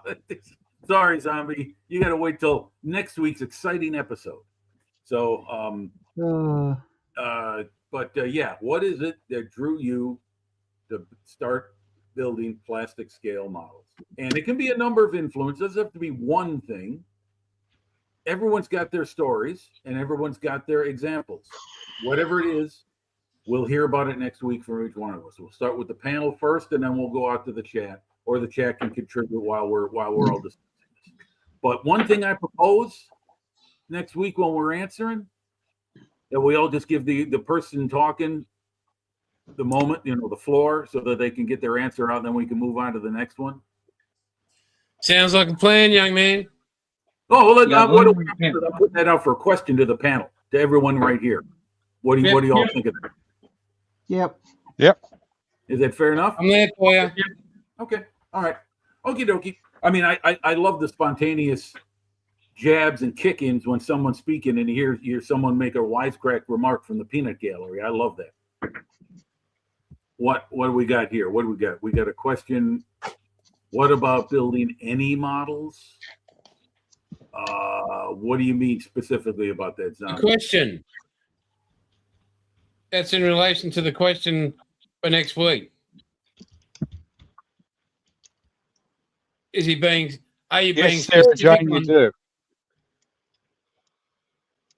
Yeah, you do. Yeah, well, we'd like you to stay alive anyway, Sarah Jane.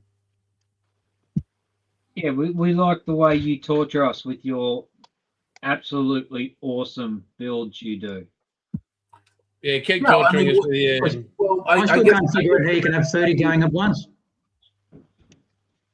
I guess the best thing we can talk about say is And the Yeah, I fact mean, that she it has a doesn't- very the- outstanding order of Malibu that's expected to be delivered to her. yeah, it Well, doesn't first ship sunk. it doesn't have to be a model that you get in a kit at a hobby store. I mean, some people, you think about the first models, man, Like Zombie. they were making them out of whatever materials could be found at in their workshops and everything else. So Oh, that takes me back even further then. I mean, think about it. There were a lot of recognition models that were specifically built by the RAF and the United States Army, Air Force, and Navy to teach their pilots aircraft recognition. So I think what a lot of them were made out of either wood or solid rubber. So I don't remember exactly the material used. But yeah, you brought that up, Jim. I'm going to throw you a real curveball next week. Okay, that's all right. Zombie, you spoke it. You might recall, if I could take our mind back to the Battle of Britain, when Al Swearingen went home to his family and they were in an air raid, and he took his son a model of a Hurricane, as I recall. Yes. Yeah, Ian McShane. Yeah, the actor. Yeah, Ian McShane, that's right. Yeah, Ian McShane. Yeah. There were a lot of great British actors in that film. And now that I'm an older person, I can recognize and name almost all of them now. When I was younger, I only knew the obvious ones like Christopher Plummer and Michael Caine, and Robert Shaw. But there were others in there too. They're not actors; they're real people. You are a little turd. And they played with Spitfires. Here we go. Jason is still on his first model, though, isn't he? You can't expect anything less from Sarah Jane. Jason, let me ask you something. I don't know if I've asked you this before. Have you ever actually made a Spitfire? Yes, I have. No. I've made many. Actually, the better question. Do you have any to show us now? Has he ever finished? No, I know there's 2 Mark 9s he hasn't finished. Sorry, Bilge. Say it again, Bilge. You need to ask the buff, has he ever finished an ASLAV? Why don't you go suck a We know dick? the answer to that. Oh, Paul, what were you saying? You Jeffro asked you. What did you say before? I was just asking, has Jason finished a certain Mark 9 yet? Which he has. Right there. Oh, now I It's know what in you're there. talking about. Okay, I get it. I know the one you're talking about. All right. And he's probably got the Mark dates in there as well. That we did many moons hang on. ago. Where is it? Oh, it's up there somewhere. Oh, get stuffed. I love you to death, but get stuffed. Get off I've got a fucking one man. done. Jack. And I'm halfway through another, and I've still got a third to build. Jason actually he that was gifted 2 Spitfire Mark build. 9 Spitfires. Yes. Yes, he has. And a Mark 8. 124th ones. Yeah. Yeah. Bloody hell. Yeah. No, but he's got to build it. He's got to build that Stuka first with his dad. It was Paul. I don't know how you're going to find time for that with your ship. Same time I'm sending him a present. Wait a minute. Yeah. What about a very, very special build that he was going to do for a certain special Mrs. Somebody? It's God, for fuck's sake. How did we we're still turn on those? the market. Talking about New South Wales is bitching on. It's sad. Wait, I finished my house left. I'm just asking questions. I'm just asking you on honest. behalf of a friend? Hey? How do you get the ASLAVs out? You put them back in the box. Oh, hang on. They don't fit because you built them already. Yeah. Yeah, righto. But The anyway, command ASLAV somebody is has sitting to. next to the Grant. I'll get them done in my time. Again, there's no prizes for getting them done quick. There's no, don't get nothing.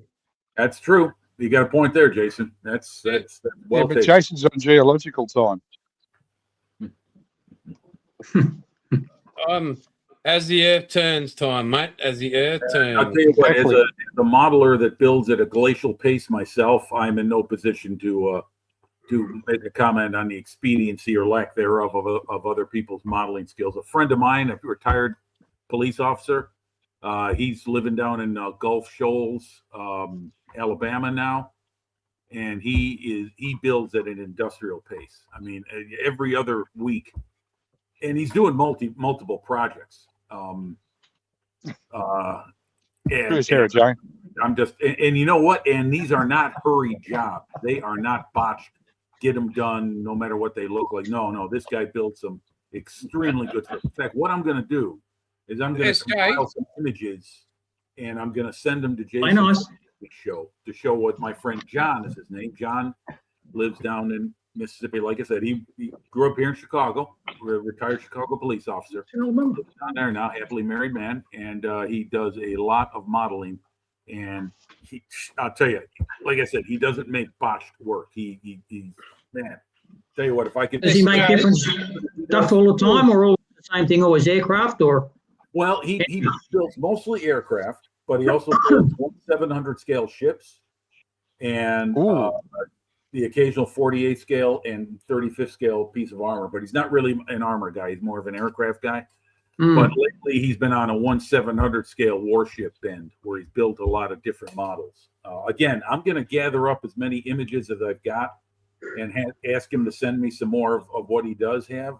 And I'll scoop them all up and I'll send them to Jason in some so he can put them on next week or the week or whenever. It doesn't have to be anytime soon. But what I'm saying is that he loves his work and he does it very, very well. I wish I could work as half as efficiently as he does and half as good, because he makes the little details in airplane models stand out. Perfect installations on small parts like canopies, small pieces all around the airplane that make it look like a real model. It's awesome. Just blows me away, because I do not do small detail work very well. Just don't. Same as anything, Jim. It's practice. You get quicker. You get quicker the more you do. These shaky hands, especially this one, can be a bit of a problem when it comes to trying to install fine stuff like what you're doing with the rigging with that Tiger Moth. See, that's why I've stayed away from biplanes, because again, I think it's having the right material. I mean, I didn't know, and the right tools. I didn't know what, and sort of just having the right sequence of things, and I sort of had to. I looked at different ways of, like I looked at a lot of walkarounds of how to attach this, and no matter what I had, it wasn't going to look exactly right. So I sort of had to compromise. So I used what I had, and I could have had all different size tubing and all different size of this and that and everything. And I made some little eye bolts, and I made some little things out of wire and stuff. And I'm figuring out how to do things as I'm going along. And it's not going to be exactly right, but it's going to be, not exactly bodgy. And it's all just a part of the process, if you'd never made, this is the first biplane with rigging I've ever made, so do as good as you can with it, and then the next one I'll do will be better, because the mistakes that I'm making with this one, which I'm going to correct, I intend to correct. Ethel's just talking about it, Ethel. The things that I'm not going to be able to do first go with this one, because I'm buggering up a couple of things, so I'm going back and fixing them up better. The next one I'm doing is a Boeing Stearman. Oh, yeah. So I'm going to do that. And the next one I've got after that, I'm hoping if it's still there, is an Italian Falco, little stubby wing biplane. Yeah. And there was a really good build a guy did of that. And that's what first sort of got me thinking about how to do rigging and stuff, and that sort of got me interested. And ordinarily, if it took me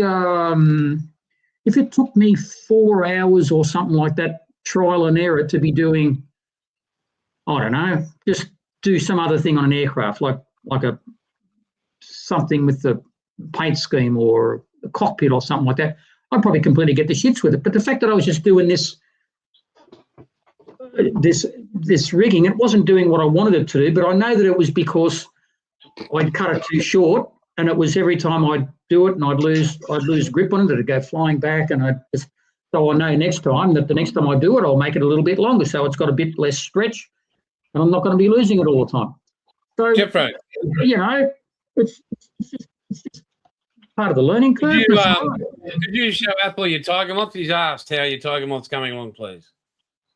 Yeah, it's going pretty good, Ethel. I've had a bit of haven't been able to do much this week just because the wife's been sick and I've had to look after her. But yeah, I'm kind of up to the rigging stage, and I'm just trial and error doing that because I've never done rigging before, so I'm doing that. You want to show it? It's going all right. No, I put it away. I put it outside. Right. Can't see much. It's just bright yellow, stubby fuselage without an engine and a bottom wing. And half of a bottom wing. Yeah. There'll be more to see next week, which is what I said last week. Yeah. I'm still talking about it, though. So I did say last week, if I completely buggered it up and I threw it out, I wasn't going to mention it again, but I'm still talking about it. So Yep. I'm not sick of it yet. Well, we've hit 2 hours, guys. Firstly, before we do go and depart our ways, Bill just turned into a dog. he has magic show. James, have a safe trip to Cairns, mate. We'll be thinking of you. And Tim, Yeah, drive safe travel, safe. James. Yeah. We expect to be informed of when you get back how everything went. Oh, yeah. Jim, I will see you next week. I'll see you Tuesday. See you Tuesday. Yeah, Tuesday. I'll be in the chat. I won't be on screen, but I'll be in the chat. Yeah. Thank you very much for helping. Get away from that Arizona. Oh no. That's it. Good dog. Bilge. Yeah, we know what you're doing. Bilge. The dog is dangerous. He General Intruder alert. Bill. Intruder alert.